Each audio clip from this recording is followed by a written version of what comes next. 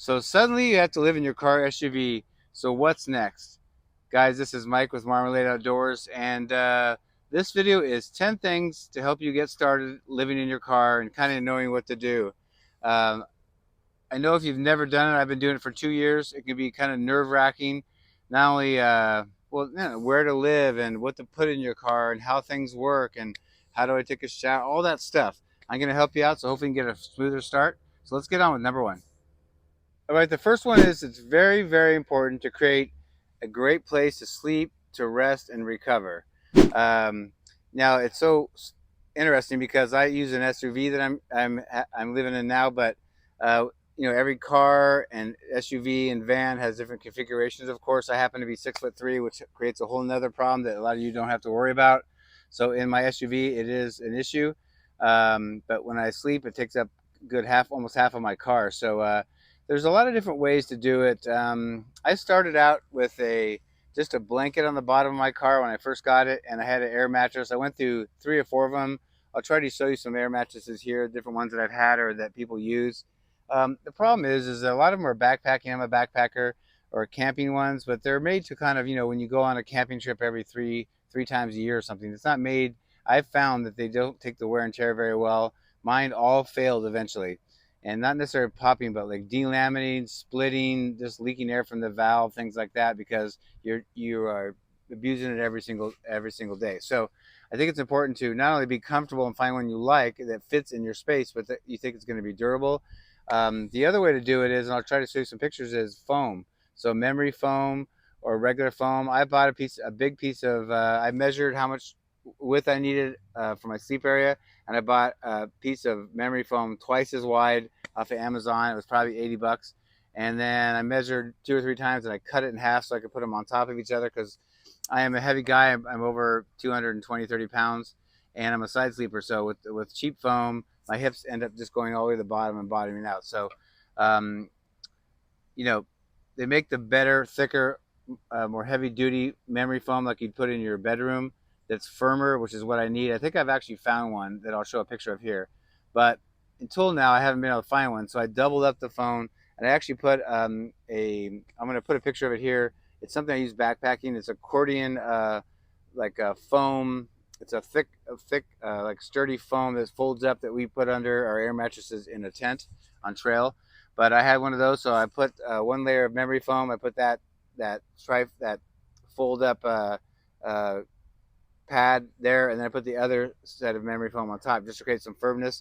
And that really worked for a while, but I would say I've been there 2 years. After about 6 months of doing that, the foam is compressed now. The memory foam, it's not very high end quality stuff, so it looks poofy when you look at it in the car. It hasn't gone down any that way, but when I lay on it, it just goes right to the bottom, and it feels like I'm laying on like wood or something. So I'm gonna try to experiment some other stuff, but I have found. I think I showed a picture of it. I'll show one here if I didn't. But I think I found one that supposedly is firm, not very thick, and I won't have to put lots of layers of stuff in there. I can just put it down, and it actually folds up in thirds in case I want to get it out of the way in the car. All right, number two is you must stay up on top of your maintenance on your car, whether it's new or old. Remember, that's for like tune-ups and oil changes and basic service. Just keep reminding yourself that you don't have a mortgage. I mean, car service, I've been going through some car issues right now, so I know what it costs, and it's not cheap, and it's a bit stressful, but just remember, you don't have a mortgage or rent, so it could be belts or hoses, things like that. So make sure not only you're getting your services on time, but they're doing an overall check to make sure that, and your filters, all that is in proper working order. All right, number three is if you haven't lived in your car or van, you wouldn't know this or you wouldn't think about it, but privacy. And you have to create it. And it seems silly, but whether I'm just taking a nap on a day off, which I don't do very much, but if maybe I'm not feeling well or I'm tired, I'll even put my privacy blinds on my windows during the day so nobody just sees me. And I want some privacy. Also, if it's hot outside, the material I use reflects the heat out so it doesn't get as hot inside. I'll have a couple windows cracked in my car. But privacy is very important, and especially at night, of course. If you're going to stealth camp and sleep in places besides your friend's driveway where you have permission, then you have to stealth camp, and you not only want privacy for yourself, but you want privacy from people seeing inside and knowing what you're doing. Oh yeah, and the other thing I forgot to say is you don't want that dreaded knock at the window in the middle of the night, 2 in the morning. I've had that a couple times when I first started doing this, so I kind of got a feel for where I could and couldn't park. But There's really a couple ways you can do this. I've gone the cheaper route, which is buying a big roll of Reflectix. I'll try to put a picture here.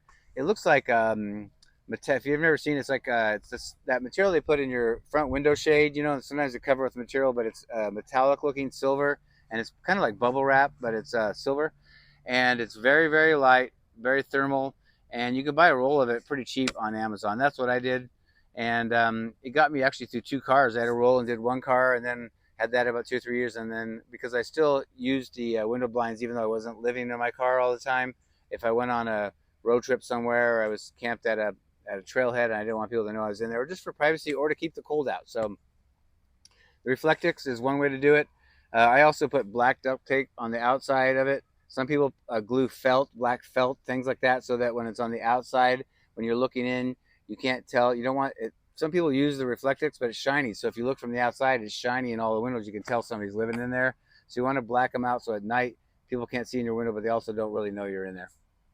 The other way I haven't gone yet, but I may in the future, is just buying pre-made ones. You can go online anywhere, even Amazon, but all those places, and just you put in the year, make, and model of your car, and they give you the exact ones that they're black, they're light.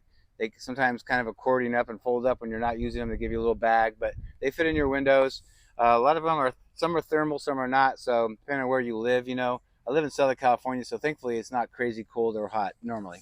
Um, the other way is right now, because I told you I'm dealing with a car issue. I have a loaner car from them, and my blinds don't fit in the windows of the car that I have. So I was trying to think outside the box, and I've never seen this done, but I just went to the dollar store and I bought a black poster board. And it takes a little while, but I've kind of pushed it in the two back side windows, the two little side windows, and the big back. And I still have my front one that goes in the front of my car. I kept that from the other car that's being worked on. But yeah, just you kind of push them in the window, and I got scissors and some tape, and I just kind of cut it out. And they're very temporary. They're not going to last forever, but they work at night, and you can't see in. So again, to reiterate, the key is don't want light. If you are in your car, you generally, when you go to sleep, don't want to have your phone and stuff on. But if you did, you want to have no light escaping and nobody seeing in and being able to see that you're in there. And I thought I'd add one more part to this. So it's not just getting the privacy and getting the blocking out the light and that kind of thing, but you really have to work on this. I wasn't good at this, and that's why I got the dreaded knock. In my area, because I'm not on the road yet, a full-time nomadic, I live in my car in the area where I work 2 jobs, but I've got it down where um, the grocery store where I get my daily groceries and maybe a salad for dinner, things like that's right here. Then just a quarter, half a mile away is a big parking lot that's part of a kind of industrial park and stuff, but it's a big overflow parking lot. So I park around the corner that nobody really sees me, and I'm facing the west. I can watch the sunset every night. So I'm doing 2 things. I'm just vegging for a while. I can get work done, edit videos, watch Netflix. I can do whatever.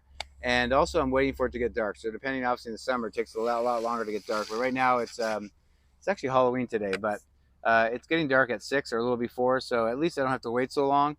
So mainly what you want to do is, so like I said, I have the grocery store, and this is about a half mile away. And then in a half mile away, in basically a perfect triangle, is a place where I park. And I don't really want to say what kind of place it is, but it's worked for almost the whole 2 years, and I haven't had any issues. But the secret to getting away with a lot of the stealth sleeping at night is you're not, you're have to be respectful if you go into somebody else's area, whether it's a neighborhood or hotel parking lot or anywhere you go to sleep. You want to be respectful of their time. So if you go in there at 5 in the afternoon and you're just hanging out on your phone and doing stuff, it gets dark and you're just sitting in your car, the neighbors and the people and the businesses start noticing you all the time. So I sit in my overflow parking area until right now 8 or 9 o'clock. In summer I have to wait a little longer, but 8 or 9, I get up early, so I do try to go to bed at 8 or 9. So as soon as it's dark, uh, I actually, while I'm in that parking lot, I put up my blinds except for the back window because you need to drive and see. But I put up all my side window blinds. And the key is, wherever you go to park, be ready to go to sleep. So what I do is I drive over there. I have a spot I always park at, and make sure all my lights off, and I get my seats adjusted the way I want it. And in my other car that's being serviced right now, I've even made a window, like a privacy shade that hangs on the 2 clips on either side that holds your the front seat shoulder straps. They go up to the side, and I have I have a bar that expands, a shower bar, and blackout curtains. They're real thin. They hang there, and that divides me in the back from the front seats. It goes right behind the back of the front seats, and so I use that for privacy too. But basically, I crawl back there, and then I make sure there's nobody, there's no lights, cars coming in the way, and then I put up the back the window blind so that I have that all up. Now I'm encased in darkness, except for a little bit from the front. I have my front one in the window. But basically, what I'm trying to say to you is make sure you are ready to go to sleep. You crawl in the back. Um, I sometimes bring an extra small little battery so I can charge my phone if it's low. But I'm older. I have a pee bottle in case I need to go pee. I have a water bottle in case I'm thirsty. And I have a Kleenex box. And if I blow my nose, I don't have to get up and get in my car and turn on lights and all that. And the other thing I do is I do most days DoorDash at 6 in the morning to make extra money besides my regular job. So I get up at 4:45. So no matter what time of year it is, there's nobody up at 4:45. I get up, I crawl the front seat, I take all my stuff down, blinds, all that stuff down, and I let my car run for a couple minutes to defrost it, and I'm out of there. Nobody knows I ever came in, and nobody knows I left, and that's the secret. So keep that in mind as you're learning how to do this. All right, the fourth one is one that I think a lot of people never talk about or think about actually, and I think about this. I never did until many, many years ago. I managed at a place, a well-known establishment, and I was a manager of their tire center, and I learned all about tires. And the one thing that I never thought about is to make sure your spare is in good shape and actually has air in it.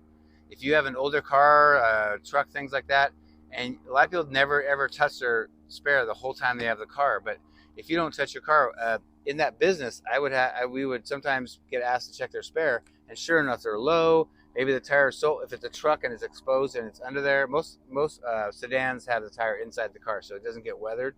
But a truck has the tire a lot of times underneath the back. If it's weathered and it's been wet and it's weathered and all that stuff, sometimes they get cracked and dry before they're even worn out or even used. So it's two things. You make sure that they're in good shape and that it has the proper air pressure. So whenever you go get your tires rotated or things like that, or have any tire service, have them check your spare. It's just very smart. All right, the fifth one kind of goes hand in hand with that one, but just like your engine, you want to make sure your four tires are in good shape. You may have bought a new car or new used car or something like that, or had one forever, and now you're forced into living in your car or van. Especially in vans where they have a lot more weight on them, your tires usually need to be rated to be stronger to handle the weight and turning and leaning and all that. So you want to definitely, again, check your tires for cracks, for dryness. Check the depth to make sure they're okay, and check, of course, your air pressure.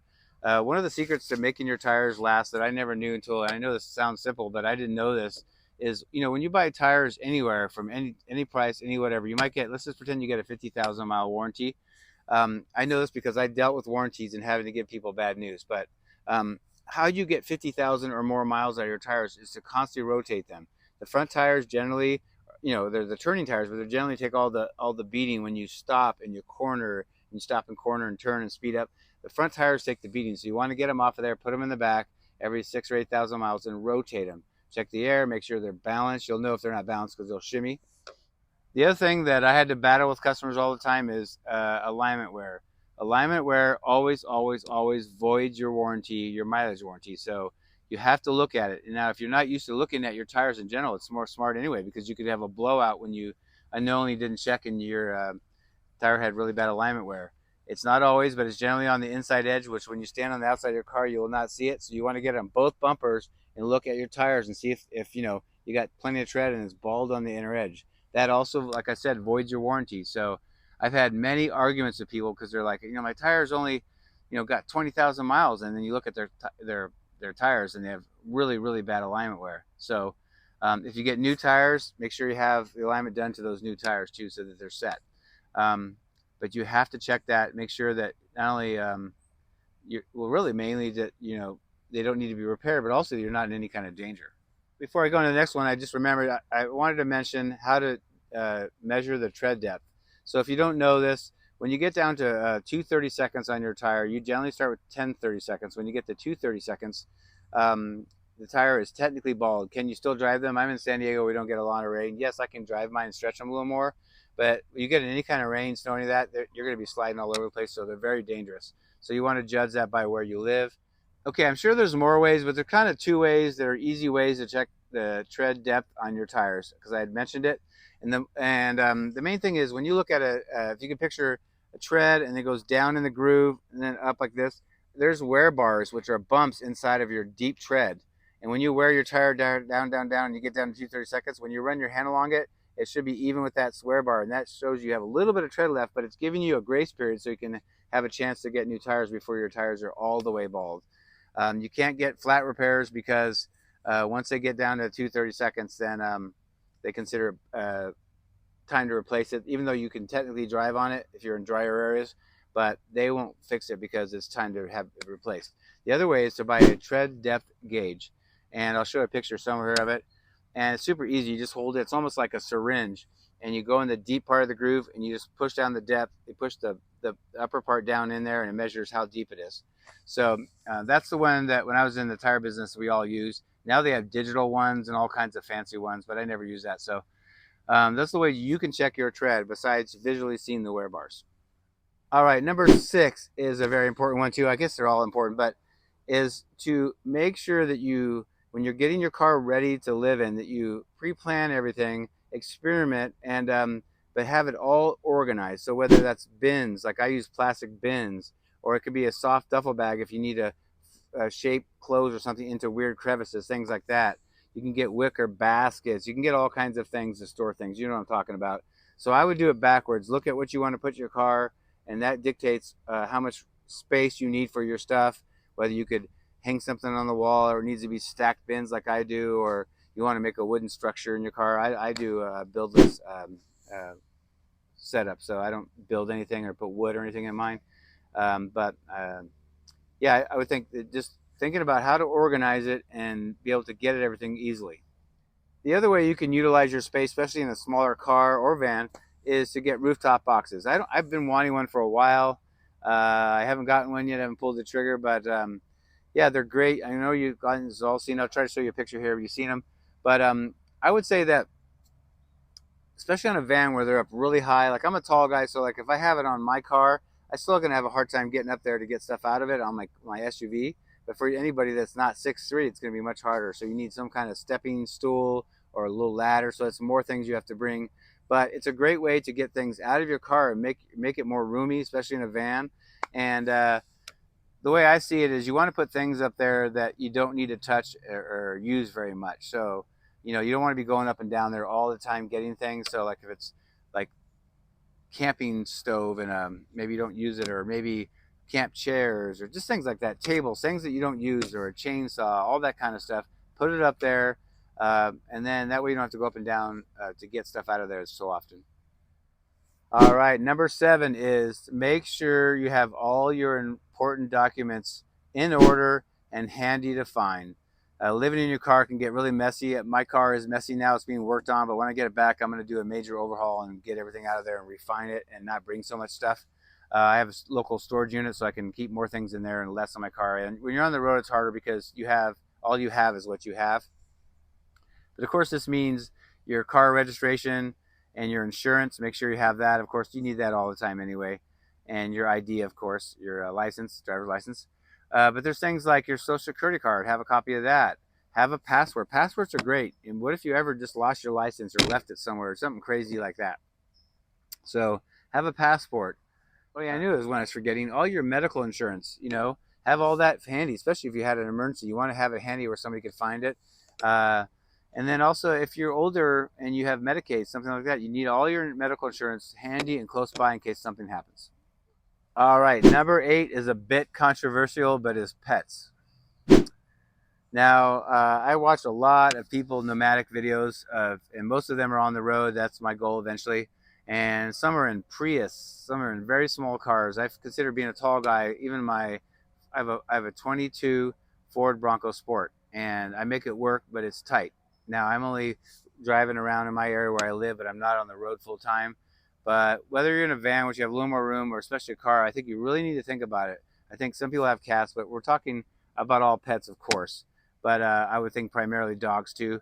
But you have to think about, just be honest with yourself. I know, you know, especially if you had a dog for a long time or a pet, you know, we're all emotionally attached to our pets, but you have to think, is it fair to the dog or cat or animal if you bring them on the road? You know, if you think about all the temperature swings in your car, you know, especially the heat, things like that, and just being on the road, if that lifestyle, I mean, you may have a happy-go-lucky dog that doesn't care.